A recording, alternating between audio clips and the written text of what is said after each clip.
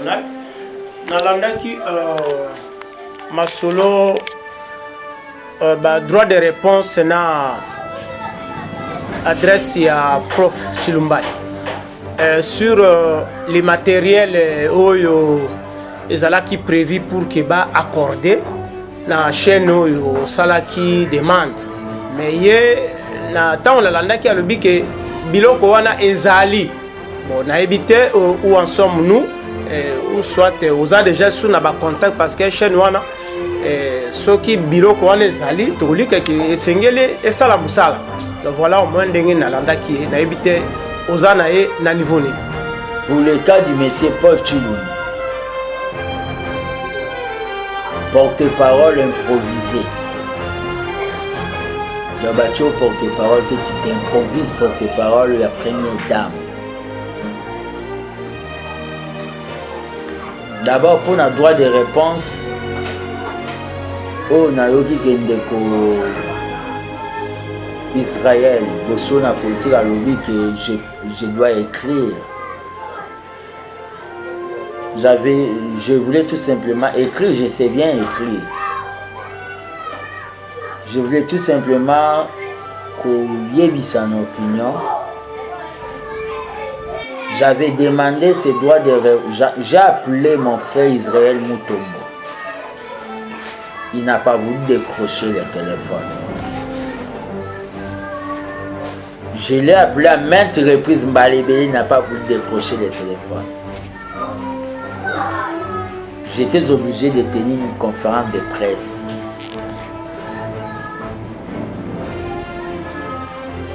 J'avais déjà réencadré M. Potu.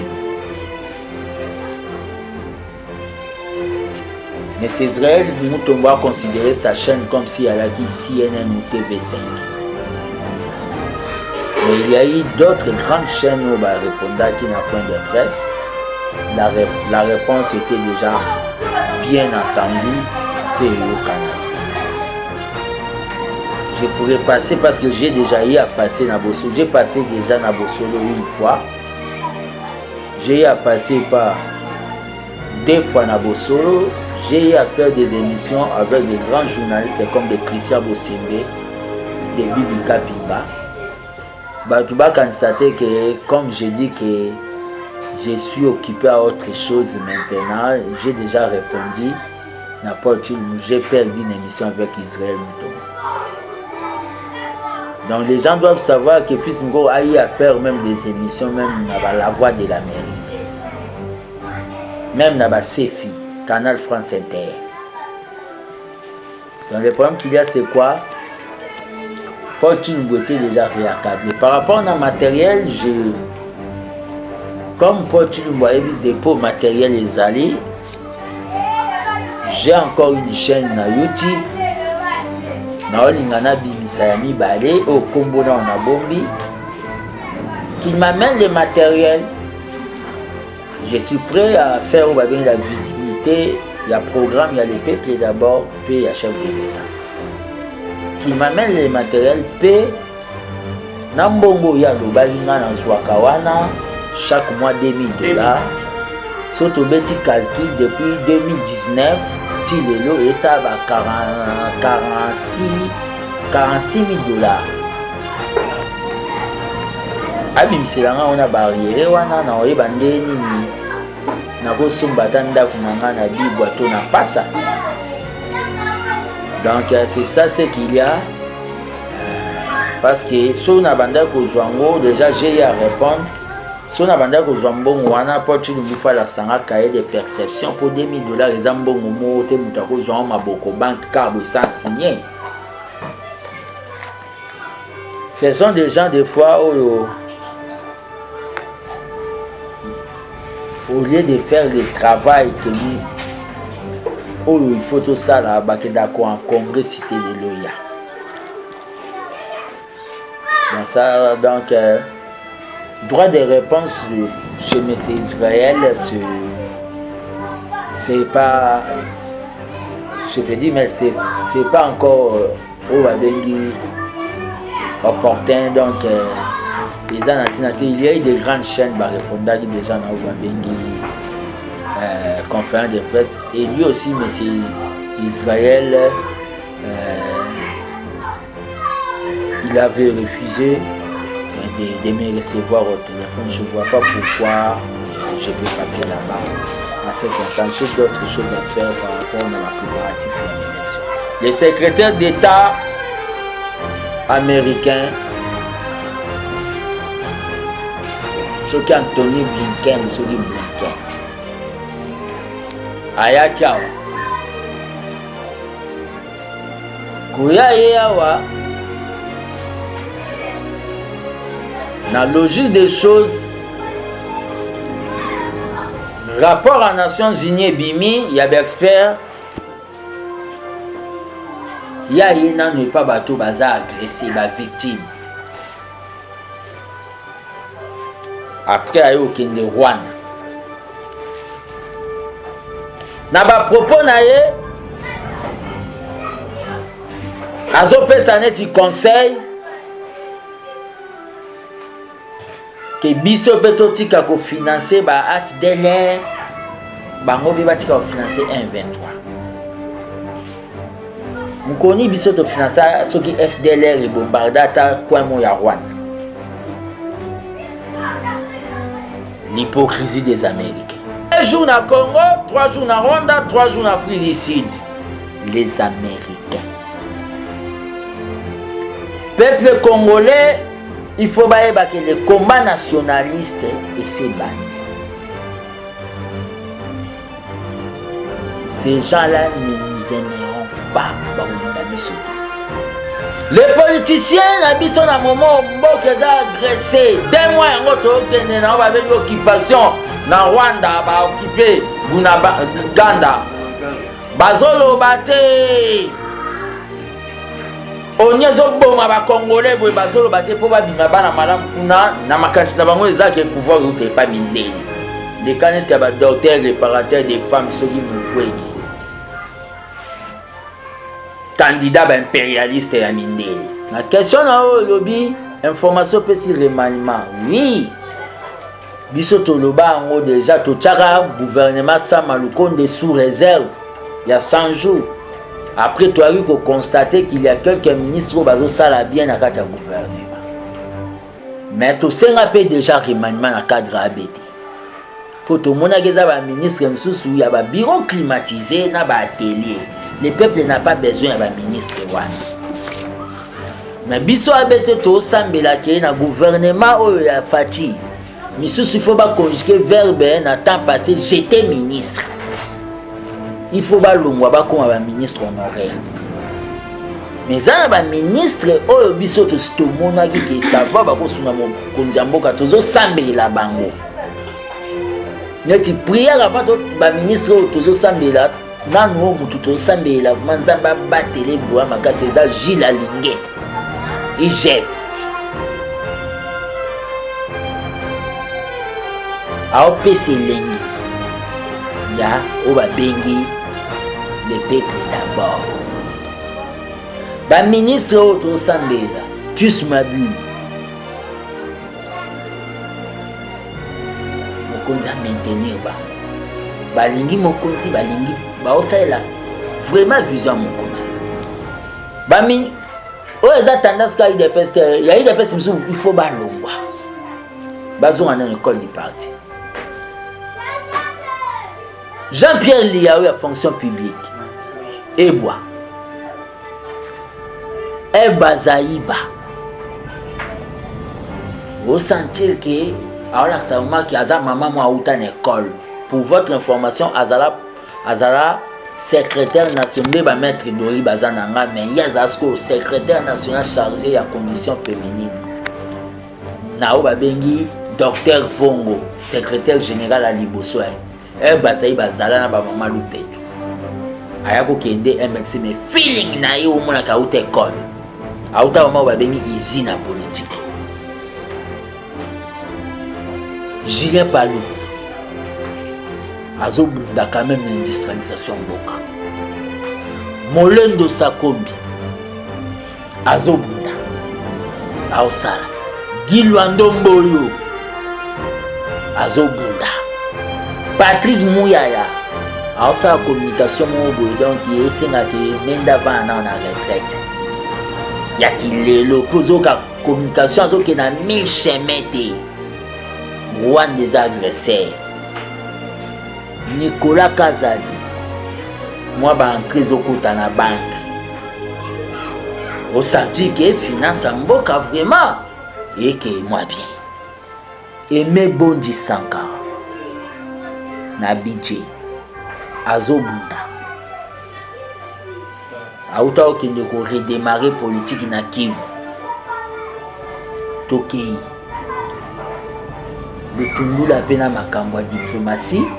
Pour problématique à diplomatie na biso za makasi na azobunda na ndenge nyonso tokoma tina point tokanga. Christophe Lutunga, Tokanga Rwanda na Traci et les progrès social. Notre parti du peuple, parti de la majorité, Union pour la démocratie et le progrès social. Notre parti du peuple, parti de la majorité, IDPS, IDPS, IDPS, IDPS, IDPS, IDPS, IDPS vaincra. Tenons bon, IDPS, IDPS, IDPS, IDPS, IDPS, IDPS, IDPS vaincra. Debout, debout combattants de l'IDPS, et nous luttons pour la démocratie, la liberté, le pouvoir, qui sont l'émanation du peuple. Debout, debout combattants de l'IDPS, nous luttons pour la démocratie, la liberté, le pouvoir, qui sont l'émanation du peuple. Oui, ma IDPS, IDPS, IDPS, IDPS, ma IDPS, IDPS, IDPS, IDPS, oh, tenons bon, IDPS, IDPS, IDPS, IDPS, IDPS, IDPS, Abete, viva! Viva! Abete, viva! Viva! Abete, viva! Viva! Viva! Viva! Le Congo ou la mort! Dans notre rendez-vous de tous les dimanches, au Tozaranabiti, il y a Robengango, messe patriotique. Aujourd'hui, c'est le 14 août 2022, ici dans la province-ville de Kinshasa. Notre messe patriotique d'aujourd'hui, au Tozarango, dans la ville de Kinshasa, est suivie partout dans le Congo profond et dans la diaspora. À travers Canal Nabiso, Oezali, Gardien du Temple, Radio-Télévision. C'est une joie qu'on puisse se retrouver dans l'état-major politique Nabiso, où Tozo Bunda par la grâce de Dieu, peut Tozo profiter de cette occasion qu'on s'enga battu pour la construction nango, Toza localisé. L'état-major politique Nabiso, Tozo Benga yango, temple de la vérité. Ça sera écrit temple de la vérité. Autre souhaité que Tchango na banlieue, c'est-à-dire dans le township, comme les anglophones ont l'habitude de le dire. Pourquoi Tchango dans le township? C'est parce que, nous sommes des socialistes. 2, nous ne voulons pas avoir les membres d'honneur Oyo Bakoya ko salela biso la main qui donne, c'est la main qui domine. Baya ko salir to ko toucher ou ba bengi ligne politique na biso ou ezali le tifekedisme et le soutien aux vertus démocratiques, la lutte contre les antivaleurs, le soutien au président de la République sans fanatisme. ABT viva! Viva! Mais nous lançons l'appel à Batunyon so bako ko aider biso pour to ko sala œuvre oyo et ko zala canal ya réception ya ba doléance ya ba compatriotes ya ba na Congo ya ba congoman, parce que dans les bureaux il y aura les bureaux, il y a coordonnateur national que je suis, et il y aura les bureaux du secrétariat général, il y a des secrétaires généraux. Nous sommes en train de chercher, il y a aussi les logos, il y a qui les lots, tellement on n'a pas aussi les moyens, ils ont de petit à petit l'oiseau fait son nid avec des sacrifices. Aujourd'hui, on ne va pas beaucoup traîner, mais nous allons parler au moins de 3 points. Le premier point, nous allons rappeler ce qu'on avait dit, les décisions précédentes au Tozwa qui n'a qu'à réunion. Le deuxième point, ça sera l'échange d'actualité. Nakati Nabiso, Mututu, à Salaki est fort, et comme politicien, a obligé à une évolution, il y a Mboka, Baloba. Si tu ne t'occupes pas de la politique s'occupera de toi, de vous. Le champ d'actualité, la parole vous sera donnée. On va faire un partage des informations. Et troisième point, ça sera ma communication. Il y a mon coussé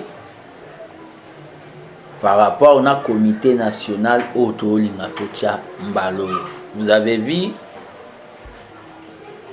j'ai fait traîner ça, c'était tout simplement pour voir d'abord la régularité dans des réunions. Et je vais faire l'addition des présences pour voir qui vont travailler dans ces comités nationaux. ABT viva! Viva!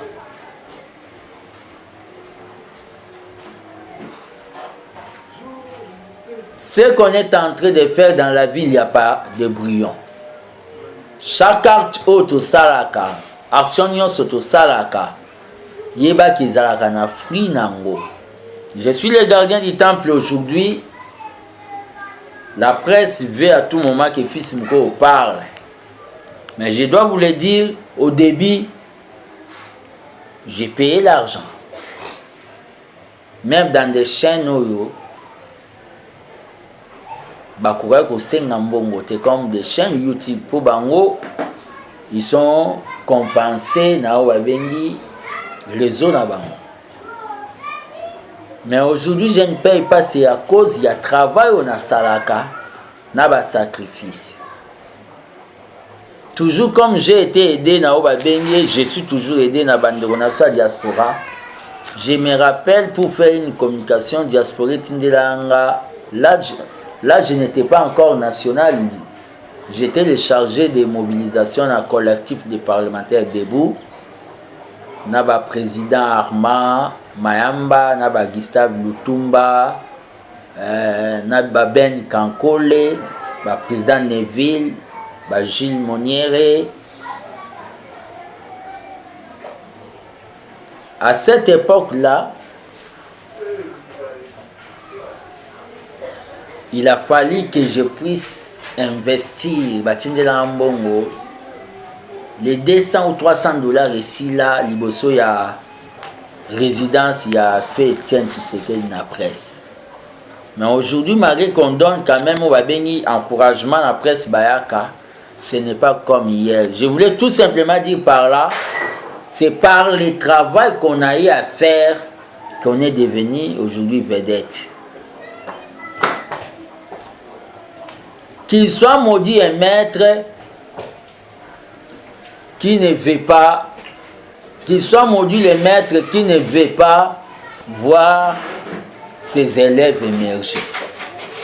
Les abatestes au bozomona na osala, je laisse au babengi tribune na madame Bibiane Siwasi, je laisse na au babengi madame Véro, je laisse na maître Dori, je vais laisser aussi aux hommes.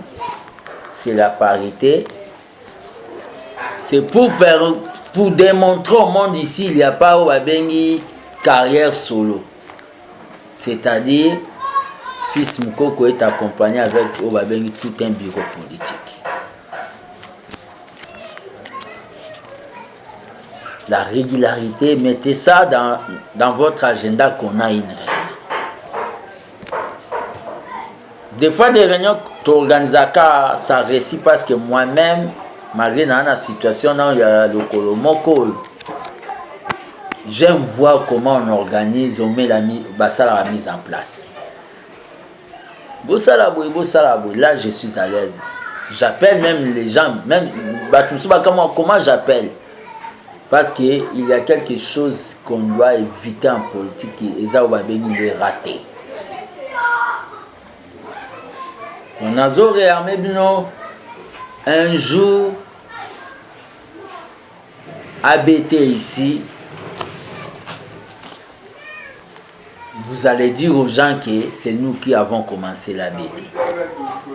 Et les faibles qui ont eu peut-être à quitter nos rangs par bengi, comportement, par Kotara combat na montre pe na calendrier soto gagner mon colonini, ils vont commencer à dire na bato ba pembe na ba que nous étions dans cette histoire biso to banda yango puis bato ba oza pembe na ba ba ça va tika biso le kuta ABT viva viva.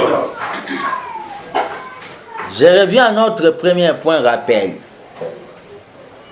Tant que des socialistes, nous avons décidé à relancer au Babengi Banque du Progrès Social. Il y a ABT.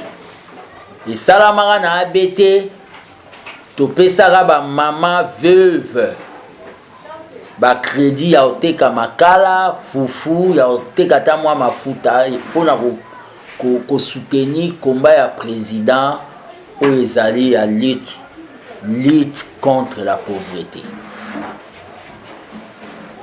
Mais l'air to sali trêve politique.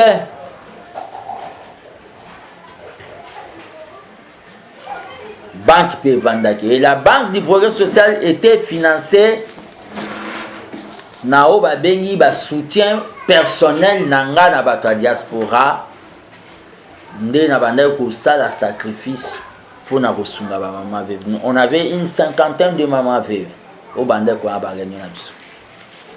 Pe oba tozo zelana nous to bengi sabango parce que bazara confronté mingi na mambo ya ba transport, on est un peu faible ces derniers temps.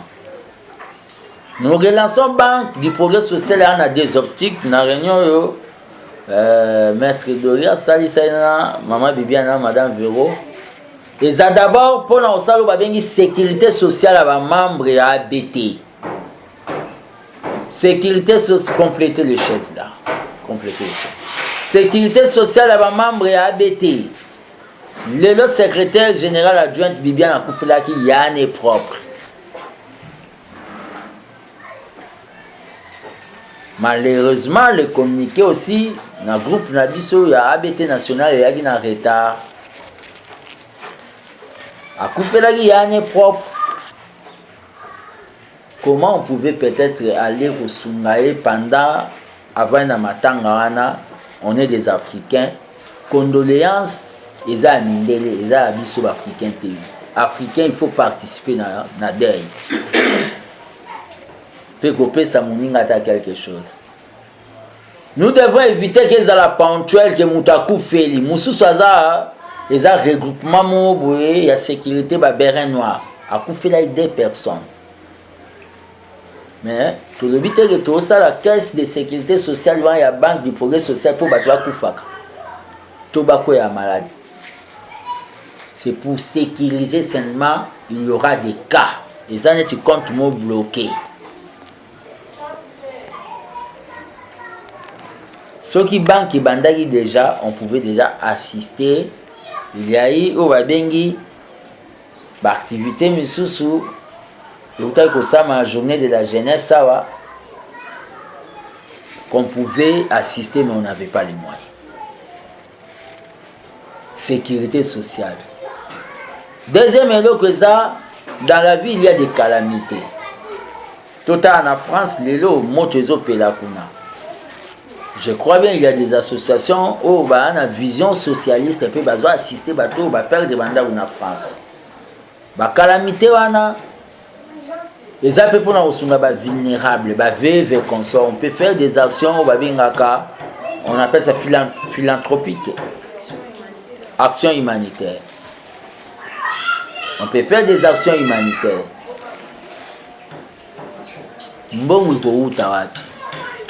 devons enlever dans notre tête et loko balobi que des membres d'honneur, des bailleurs de fonds.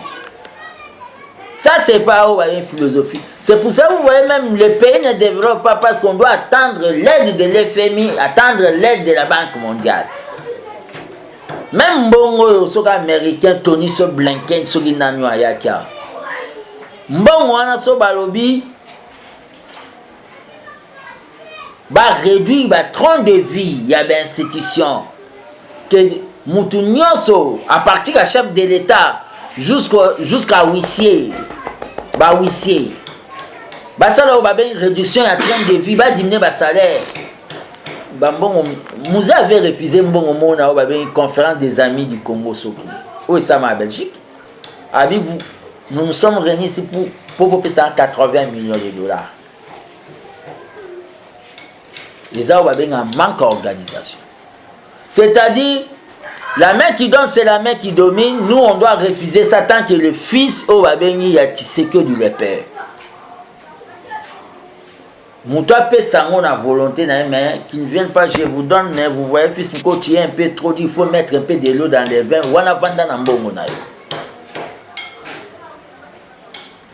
On doit mettre tout dans nos contribuer. C'est pour cela que nous sommes en train de vous dire ceci. Tout de suite au Décidaki.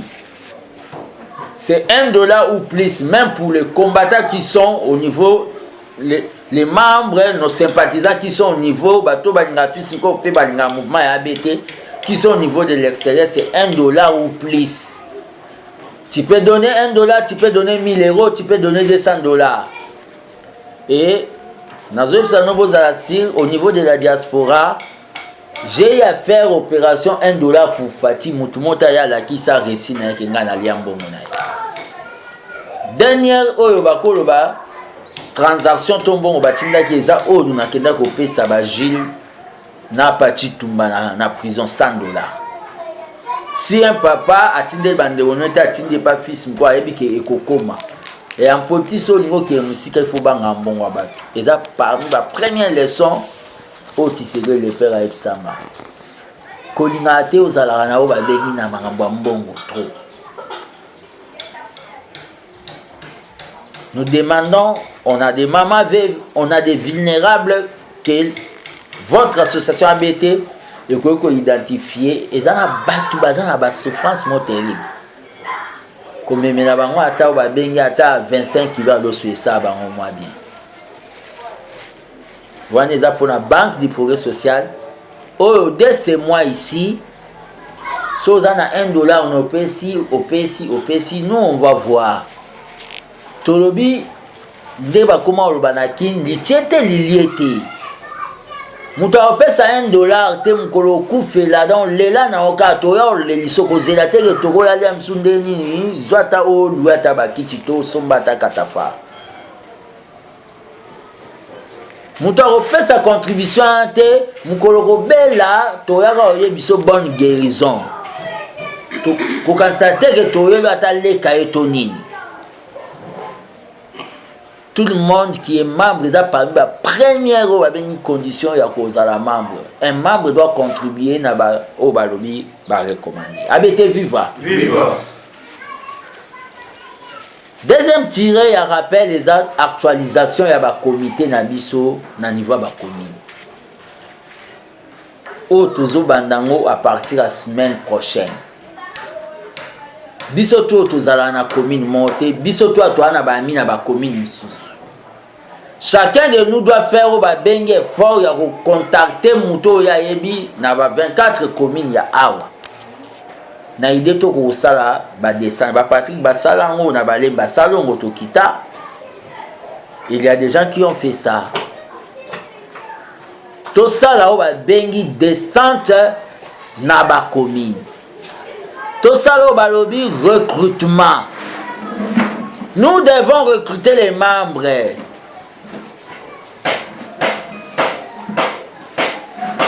Tshisekidisme, c'est tout un évangile. ABT Viva. Viva. Il faut expliquer aux gens qu'est-ce que le Tshisekidisme. Yakana no yoka. Yagwa la lem susu abo ya rabiso na musika. Non, bengi aya oyoka fisi mukoko. Atala ngana mingi batala ngana musika mele bamona kilo mususu na profondeur. Nous sommes en train de vous dire ne venez pas seulement yomoko non, il faut inviter les gens des adultes des majeurs à participer dans la réunion. Mission exacte que nous allons commencer d'abord dans Matete Nord. Dimanche il n'y aura pas réunion ici.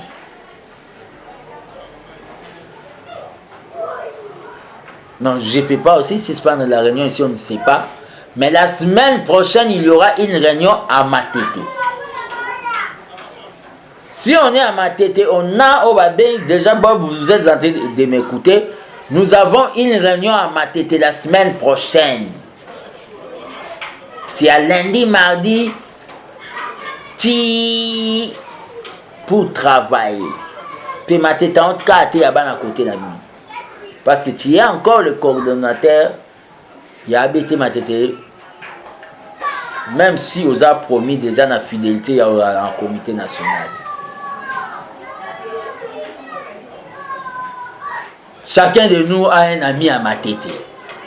A une famille à ma tête. Nous commençons à descendre maintenant parce que qu'on mette cap vers les élections. À part ça, nous recommandons aussi à nos membres qui nous suivent à longue distance, dans le niveau de la province. Je félicite un combattant, Moïse, au niveau de Mbujimaï. Il m'a contacté pour adhérer à l'ABT. Il y avait des gens qui m'avaient contacté pour adhérer à l'ABT. Mais lui, dès qu'il m'a contacté, il m'a demandé s'il peut convoquer une réunion. J'ai vu des photos. Voilà un combattant où a compris la philosophie Yao Babengi Tshisekedi. Vous devez vous prendre en charge. On est en train de se battre pour imprimer les drapeaux Poto Tindelaï. On est en train de se battre. Il y a des gens qui sont venus me contacter pour Bandundouville, partout Bagatelle et consort. Donc je suis en train de lancer, je profite de cette occasion pour lancer, parce que jusque-là je gère d'abord groupe WhatsApp ngamo, je vais mettre Dori et Patrick Naoba Bengi comme des administrateurs parce que des fois moi j'ai au moins plus de 200 groupes ici. Je suis suivi à ma monsieur Gokimanga. Je vous assure, ABT est presque déjà partout qu'on les kaba parti politique, monsieur, qu'on les kaba parti politique, monsieur, vous bête la mabo.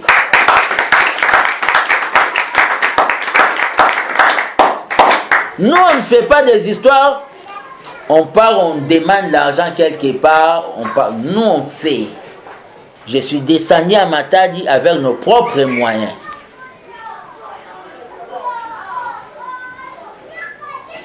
Nous demandons à la province de s'organiser. C'est pour cela, vous voyez, j'ai lancé un communiqué. Communiquez-moi là où vous habitez. Bozawapi. Nous ne voulons pas de théories. Nous ne voulons pas de théories.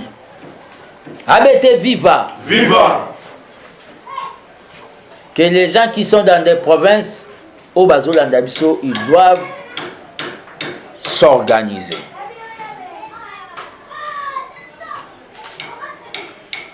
Je disais que nous devons relancer Oyo, Balobi, Banque du Progrès Social, Oyo Tobanda Kosunga, Nango, ba veuve. Bon, tout relancer. Dans le cadre toujours, il y a des activités, il y a ABT, parce que la jeunesse c'est l'avenir de demain.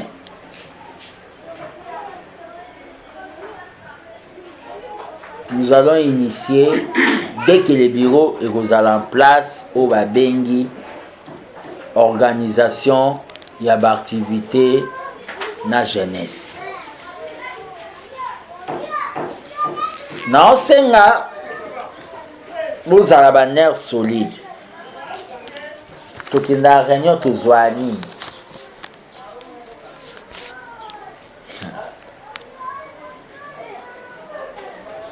ça payera toujours. Et à votre information, je suis dans la bandaille pour parler. Il y a un président Missous, il y a un parti politique Missous. Il y a une idée déjà pour mettre en place une plateforme électorale. On a aligné déjà les députés na biso.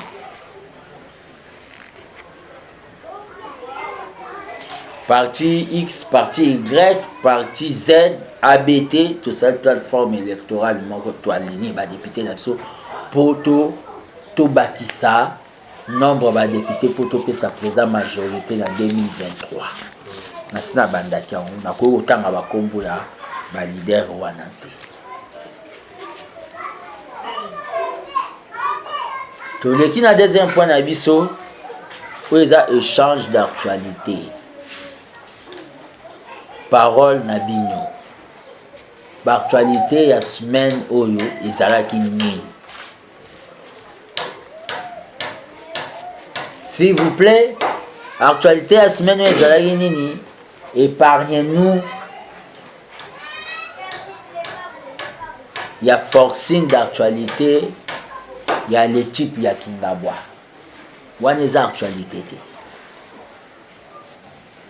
Sa page est déjà tournée. Parlons de l'actualité de l'Est. Autre question d'actualité. À vous la parole, celui qui a une information à nous donner. Celui qui a une information à nous donner peut lever le beau qu'on a été ses paroles. Actualité politique, s'il vous plaît. Vous vous présentez. C'est monsieur Florent Capeta. Vous restez où? En Galienne. Merci. Le président, je voulais un peu côté de Moutuna, parce que mon qui a des pères, qui m'ont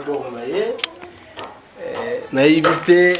Ida pona ida na cadre ya akukaye plateforme ida gendeni parce que namonaki yo na de que les herbes a invité yo voilà pour savoir un peu ce qui s'était passé. Timko c'est un homme politique. Il a des amis politiques. Et à l'ABT, tous les militants. Nous sommes des hommes politiques. Moi, j'ai des amis. J'ai dit, j'ai des amis politiques dans ma famille politique. J'ai aussi des fanatiques politiques dans ma famille politique. J'ai des fanatiques politiques dans la Mouka, dans la FCC, dans l'ensemble. J'ai des fanatiques politiques dans des provinces, à l'extérieur, dans tous les partis politiques. J'étais allé voir M. Eliezer, Ndeko Eliezer. Donc j'étais de passage. Ils allaient bien. J'allais à l'hôpital, aux Oleka, Mutumo, Wakoye Bisa, Mutuke, Namona fils Mkoko. J'ai passé, ah, lokola, ah, Azaraka, Bako Mona Penga, Nakoti Namonaï. Na pesi mbote, motif ya laika ya encourager, na schéma wazui, ya kosala parti politique. Les paroles nangi alaika moko ilanga tisege des âmes nene basali ba amuke. Eliezer c'est un tiségediste. Na encouragea qui est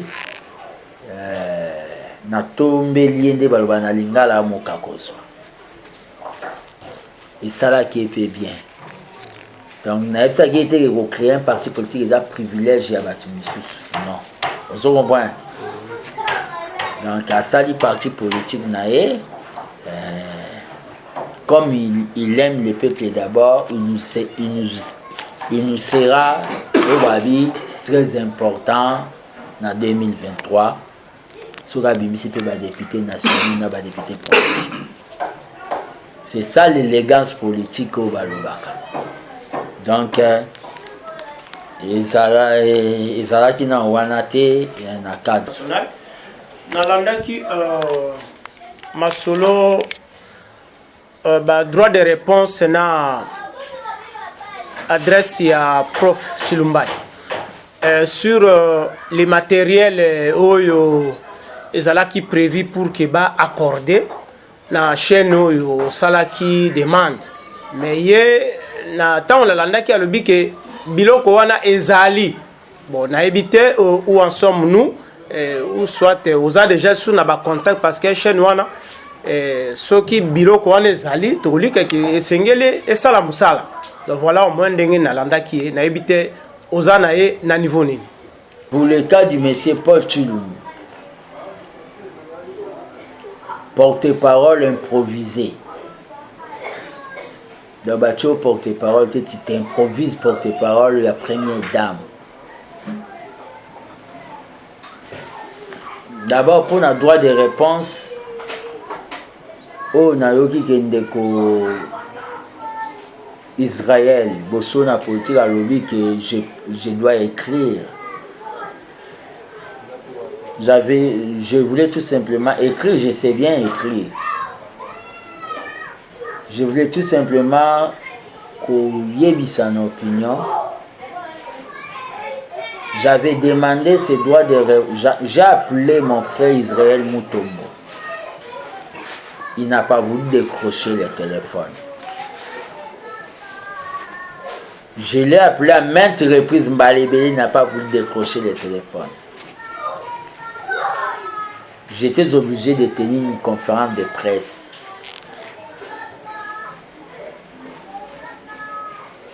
J'avais déjà réencadré M. Paul Tshilumbu. M. Israël Mutombo a considéré sa chaîne comme si elle avait CNN ou TV5. Mais il y a eu d'autres grandes chaînes où on répondait qui n'a point de presse. La réponse était déjà bien entendue par le Canada. je pourrais passer parce que j'ai déjà eu à passer na Bosolo. J'ai passé déjà na Bosolo une fois. J'ai eu à passer par 2 fois na Bosolo. J'ai eu à faire des émissions avec des grands journalistes comme des Christian Bosembe, des Bibi Kapinga. Tu vas constater que, comme je dis que je suis occupé à autre chose maintenant, j'ai déjà répondu. J'ai perdu une émission avec Israël Moutomo. Donc les gens doivent savoir que Fils Ngo a eu à faire même des émissions, même dans la Voix de l'Amérique, même dans la CFI, Canal France Inter.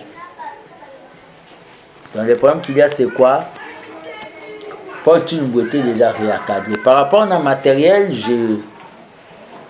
comme Paul Tulumbu a eu dépôt matériel et allé, j'ai encore une chaîne na YouTube. Naolingana Bimisayami Balé au Kombona on a bombi. Qui m'amène le matériel. Je suis prêt à faire la visibilité. Il y a programme, il y a les peuples d'abord, puis il y a chef de l'État.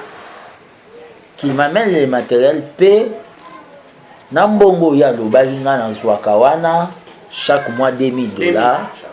Surtout petit calcul depuis 2019, Tilelo et ça va 46 000 $. Abimselanga on a barrière wana na oyeba ndeni ni nako sombata ndako nanga na bibwa to na pasa. Donc c'est ça ce qu'il y a. Parce que sur na banda ko zwango déjà j'ai à répondre. Si on a vendu aux Zambongo, on a pas de faire la sanga cahier de perception pour $2000. Les Zambongo mote mutako zwa ma boko banque carbo sans signer. Ce sont des gens des fois au lieu de faire le travail que lui, il faut tout ça là, que d'accord en congrès cité de Loya. Bon ça donc. Droit de réponse chez M. Israël, c'est pas, je peux dire, mais c'est pas encore opportun. Donc, il y a eu des grandes chaînes qui répondent déjà dans Ouabengi, conférence de presse. Et lui aussi, M. Israël,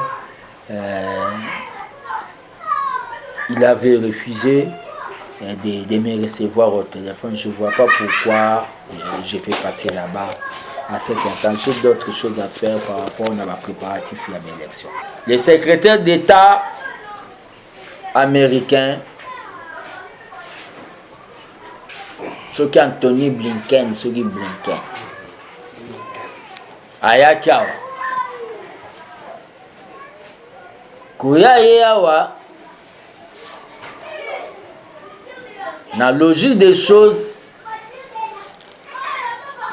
rapport à Nations Unies Bimi, il y a des experts,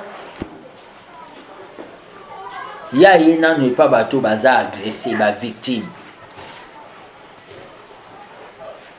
Après, il y a aucun de Rwanda. Dans le propos, il conseil que biso peto tika ko financer ba AFDLR bango be batika ko financer 123 mukoni biso to financer soki FDLR e bombardata kwa mo ya Rwanda. L'hypocrisie des Américains. L'armée de Baptiste Tshisekedi, c'est un mouvement nationaliste.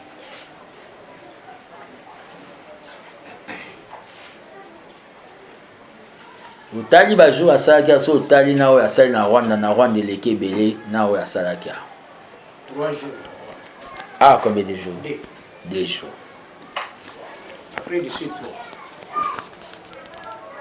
2 jours na Congo, 3 jours na Rwanda, 3 jours en Afrique du Sud. Les Américains. Peuple congolais, il faut que le combat nationaliste et ses bandits. Ces gens-là ne nous aimeront pas.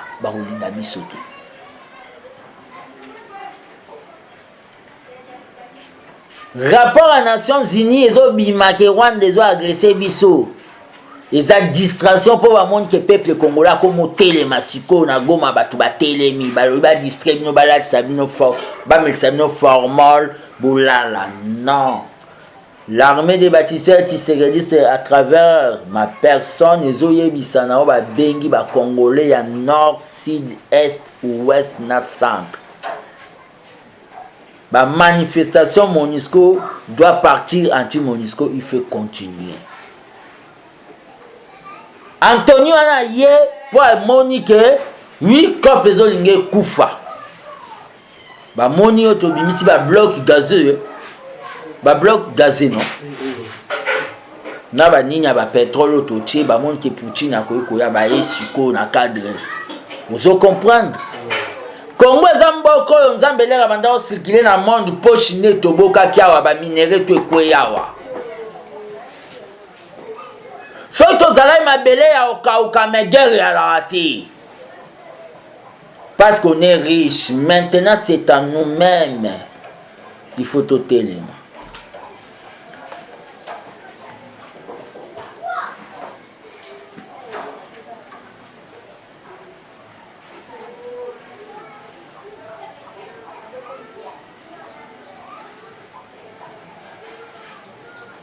Distraction. Les politiciens n'habitent à un moment où ils ont agressé. 2 mois, ils ont eu occupation. Na Rwanda, ils ont occupé Ganda. Bazolo bate. Onyezo boma ba Congolais, bazolo bate pour babima bana madame kuna na makanisi na bango ezaki pouvoir uté pas mindeli. Des canettes ba docteur réparateur des femmes soki mukwege. Candidat impérialiste et Mindeli.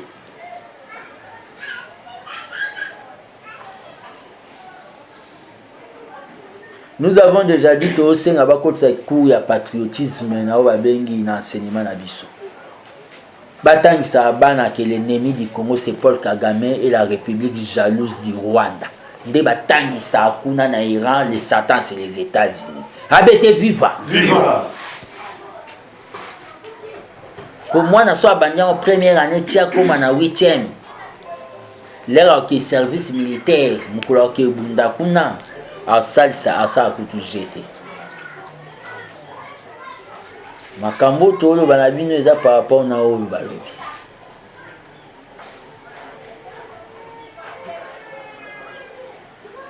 Bato a plein de contre Bissot. Même MONUSCO, même ONI, Baluka Liwa Lumumba, même ONI, Baluka Liwa Musée, même ONI, Bazo Lukape Liwa ya présent Félix. Mais ça sera terrible. So ba touché ba bengi bo mokonzi mboka.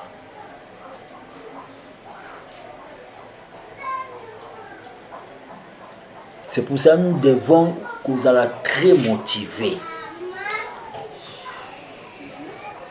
Waneza par rapport na makambo yo ezoleka na mboka.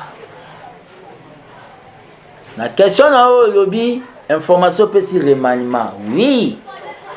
Biso to loba ngo déjà to tchaka gouvernement Samalukonde sous réserve. Il y a 100 jours. Après tu as eu qu'on constater qu'il y a quelques ministres bazo sala bien na kati ya gouvernement. Mais to senga pe déjà remaniement na cadre ABT. Pour tout le monde qui a un ministre, il y a un bureau climatisé, il y a un atelier. Le peuple n'a pas besoin d'un ministre. Mais biso abete to sambela ke na gouvernement o ya fati. Misusu il faut pas conjuguer verbe na temps passé j'étais ministre. Il faut pas longwa ba comme un ministre honoraire. Mais ça ba ministre o biso to mona ki savoir ba ko suna mo konzamboka tozo sambela bango. Neti prière avant ba ministre o tozo sambela nanu o mutu to sambela vraiment nzamba batele vraiment ka c'est ça Gilles Alingete et Jeff a opese lengi ya o ba bengi le peuple d'abord ba ministre o to sambela plus mabu mokonzi a maintenir bango balingi mokonzi balingi baosalela vraiment vision mokonzi bami oyo eza tendance ka idps te ya idps misu il faut balongwa bazonga na école du parti Jean-Pierre Liaou ya fonction publique ebwa Ebazaïba vous sentir que alors ça moment qui a maman moi ou en école pour votre information azala secrétaire national ba maître Dori Bazananga mais yazasko secrétaire national chargé ya conditions féminines nao babengi docteur Pongo secrétaire général à Liboso Ebazaïba zala na ba maman lupetu ayako kende MLC mais feeling na yo mona ka ou école auta maman babengi usine politique Julien Palou azobunda quand même l'industrialisation mboka Molendo Sakombi azobunda aosala Gilwando Mboyo azobunda Patrick Mouyaya aosala communication mo boye donc yesenga ke menda vana na retraite ya kilelo pozoka communication azoke na 1000 chemete roi des agresseurs Nicolas Kazadi moi ba entrée zokota na banque ressenti que finance mboka vraiment et que moi bien Aimé Bondi Sankara na budget azobunda auta okende ko redémarrer politique na Kivu tokei le tundu la pena makambo ya diplomatie pour problématique ya diplomatie na biso eza makasi azobunda na ndenge nyonso tokoma ntina point tokanga Christophe Lutundu tokanga Rwanda na Kingo abete viva viva mais en eloko mo ezosala mais en machination contre quelques ministres ya biso ya IDPS o baza ba ministre ya Kabundu non ba ministre ba respectera Kabundu po Kabunda zalaka wana. Qu'est-ce que tu fais avec ton téléphone? Ba ministre ba respectera Kabundu po Kabunda zalaka wana. Fais descendre ton téléphone.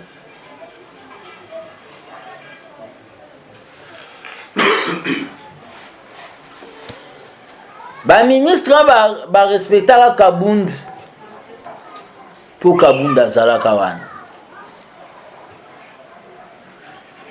Baza ba ministre Kabund te.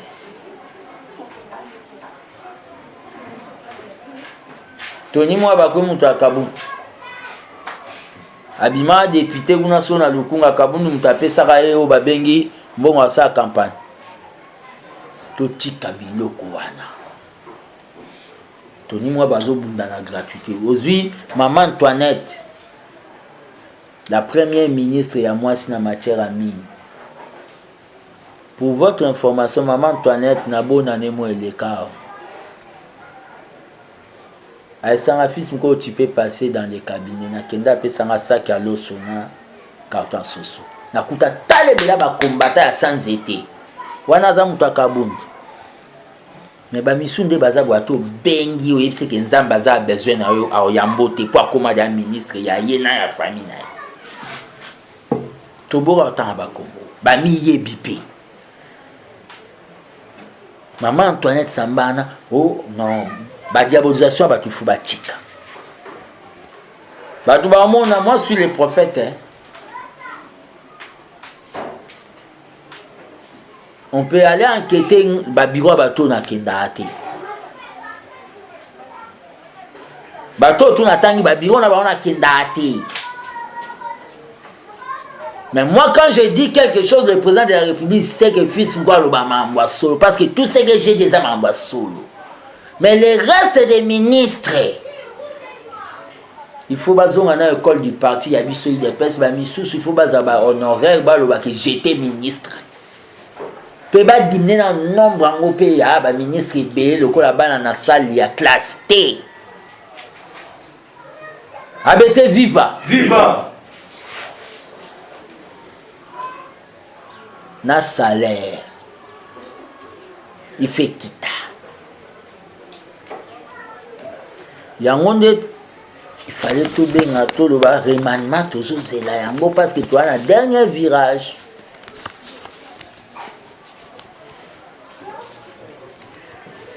Avant aussi sa réunion à Bissou à Lelo,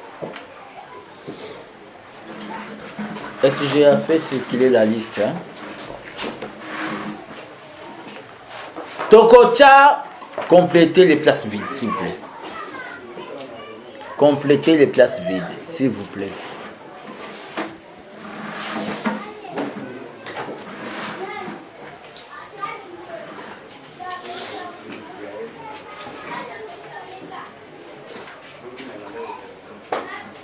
Bientôt, nangana salango le mena repoussant. Naocha comité national. Il y a ABT. Le secrétaire général adjoint chargé de l'administration Patrick Arsèle a travaillé moya ou additionné l'engaï ma présence à Batnabarène.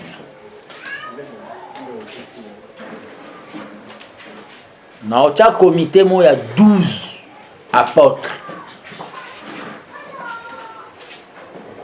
Mais ce qu'on s'absentait qu'à 2 fois dans le monde. Des gens qui vont travailler d'arrache-pied, c'est-à-dire tout redémarrer politique à Congo.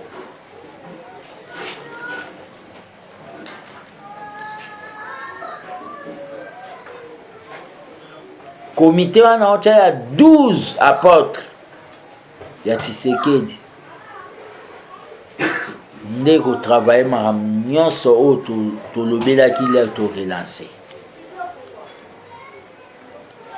Moi-même, je vais assumer une fonction de président permanent, PP, qui est en même temps le secrétaire général du mouvement. Il y aura des secrétaires généraux, des secrétaires exécutifs permanents.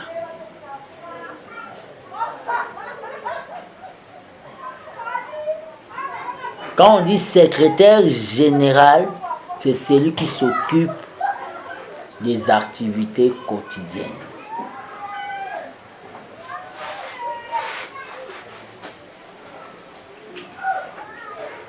Je crois bien la semaine au Banda, les gens qui seront nommés, vous allez là informer inbox. Dans la réunion qu'on va convoquer, ils doivent amener, inviter au moins parce que pour médiatisant, nous allons inviter la plus grande presse pour que nous apprêter au Balobi 12 écharpes et la visibilité au Latissa Bango pour la première fois dans Latissa Batu écharpe.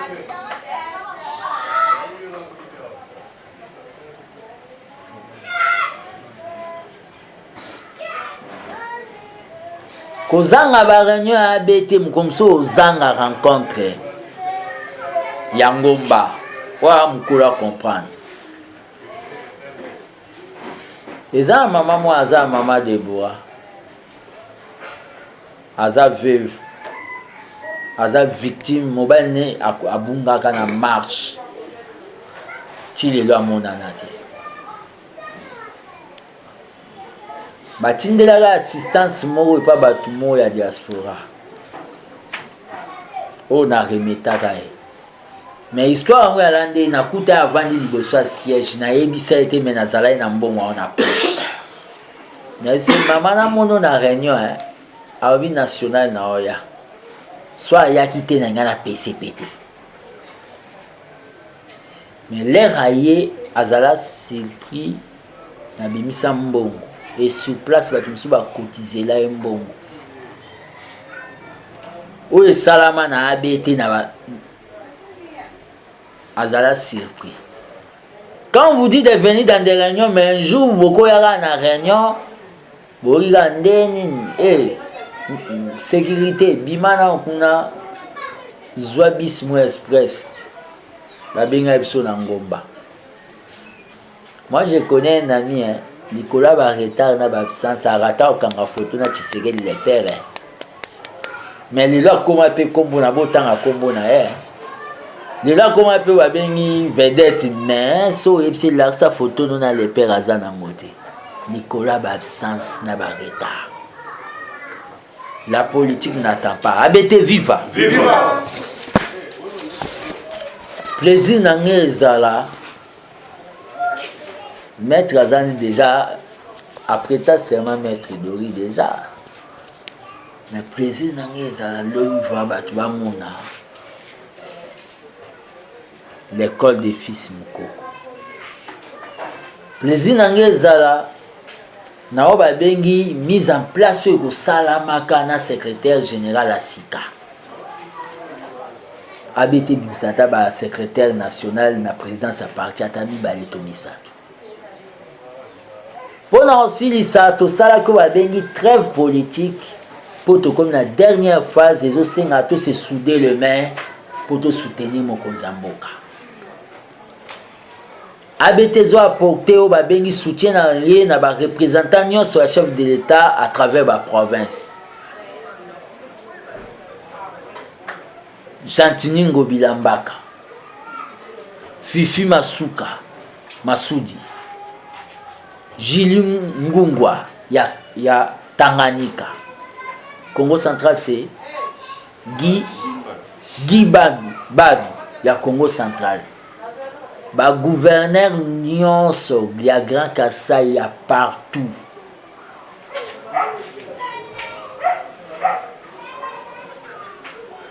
Jacques Wandani Kiabula Kiapwe ya Okatanga. Toujours apporter bango soutien. Puis toujours senga na batu oyo bazana niveau ya province qui à travers numéro nabiso ya 099 46 50 11 na bandeli 0999 46 50 11 ou bien numéro nabiso ya 085 084 65 55 Tomusus 085 084 65 55 bakoka kopesa biso ba doléance na bango ba problème na bango que demande le peuple pour to memela bango ba gouverneur wana to sali pe trêve politique na o ba bengi secrétaire général ya UDPS Augustin Kabula ABT toza prêt to kutana et pour te présenter cahier de charges na biso ya façon au biso to moni IDPS et Koki qu'on gagne des élections puis qu'on conserve le pouvoir. Et s'il aime les partis, je sais bien il aime beaucoup les partis qui nous appellent Toya avec une délégation yaba au cadre de ABT pour qu'on discute les linges sales se lavent en famille. ABT viva. Viva. ABT viva. Viva. Nous terminons notre réunion. Il y a les lots. Nous terminons notre réunion à Lélo à 15h50.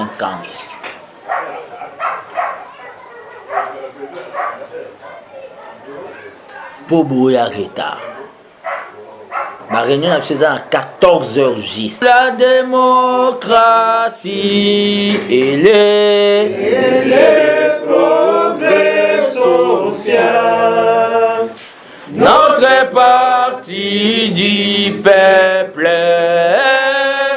parti de la majorité, union pour la démocratie et le progrès social. Notre parti du peuple, parti de la majorité, IDPS, IDPS, IDPS, IDPS, IDPS.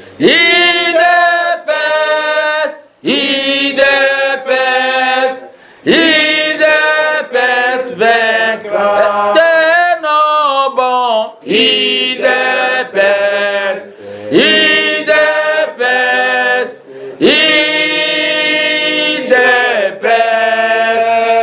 IDPS, IDPS, IDPS, IDPS, vainqueur. Debout, Debout combattants de l'IDPS, et nous luttons pour la démocratie, la liberté, le pouvoir, qui sont l'émanation du peuple. Debout, debout combattants de l'IDPS, nous luttons pour la démocratie, la liberté, le pouvoir, qui sont l'émanation du peuple. Oui, ma IDPS, IDPS, IDPS, IDPS, ma IDPS, IDPS, IDPS, IDPS, oh, tenons bon, IDPS, IDPS, IDPS,